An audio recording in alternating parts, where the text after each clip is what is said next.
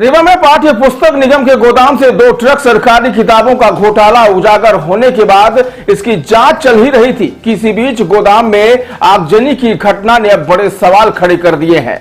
बता दें कि शनिवार को किताब घोटाले का मामला उजागर हुआ। रविवार को मीडिया ने मामला के खुलासा किया और सोमवार को भोपाल की टीम ने जांच शुरू की। तभी सोमवार की रात ही आगजनी की एक घटना हो गई।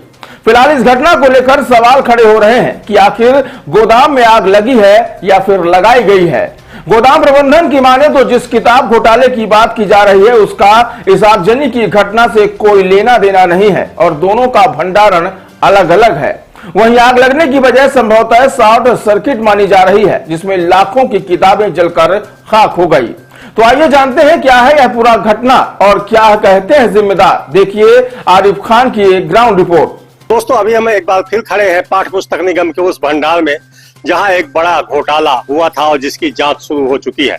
भोपाल से टीम आने की बात हमने आपसे बताई थी।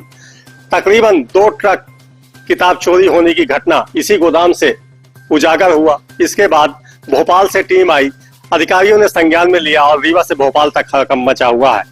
और इस बीच जब भोपाल की टीम यहाँ गणना कर रही थी, जांच कर रही थी, इस बीच यहाँ एक आगजनी की घटना होती है और इस आगजनी में काफी किताबें आप हमारे पीछे देख पा रहे हैं यहाँ जल गई हैं।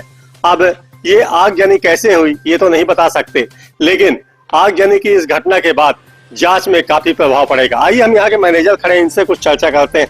बताइए आगजनी घटना कैसे हुई थी?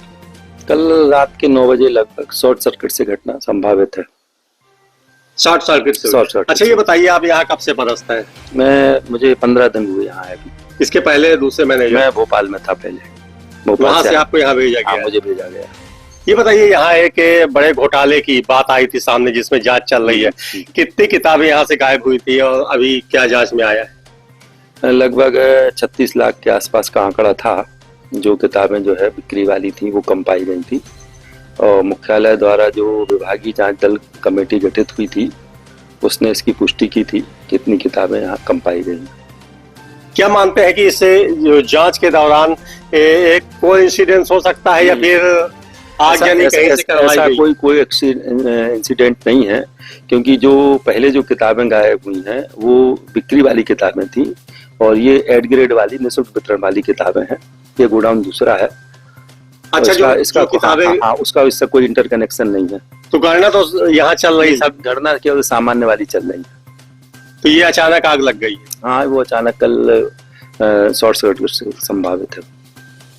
तो यहाँ के जो नवागत मैनेजर है इनका ये कहना है कि शॉर्ट सर्किट से ही यहाँ आग लगी है।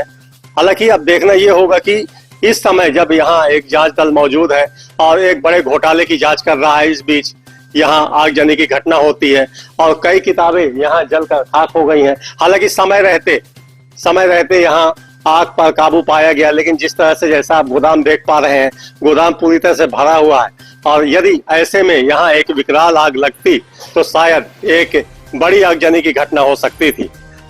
हालांकि अभी जो घोटाला यहाँ हुआ है इसकी जांच अभी भी जारी है। अभी ये गणना चालू है। अब देखना ये होगा कि आगे क्या निकल कर आता है। मैं तेज खबर 24 से आरिफ खान।